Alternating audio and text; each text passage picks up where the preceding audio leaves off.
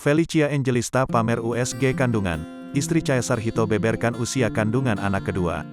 Artis cantik Felicia Angelista mengumumkan kehamilan anak keduanya.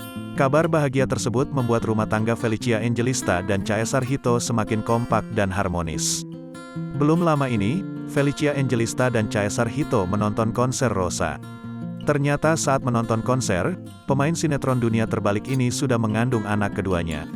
Melalui unggahan di Instagram, perempuan yang akrab disapa Felicia ini mengungkapkan usia kehamilan anak keduanya. Pulang dari Bangkok, langsung buru-buru ke @Ershiabina Medica ketemu dokter kesayanganku @Thomas Cahyadi.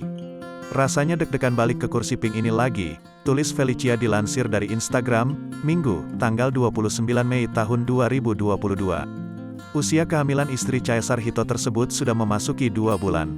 Dan ternyata pas dicek, aku udah 6 minggu 6 hari.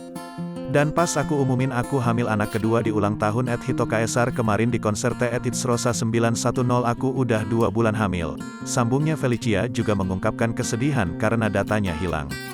Pas lagi ngecek ini di vlogin, tapi datanya hilang, sedih banget. Mau denger gak heartbeat adenya @babaybebel 911, tambahnya.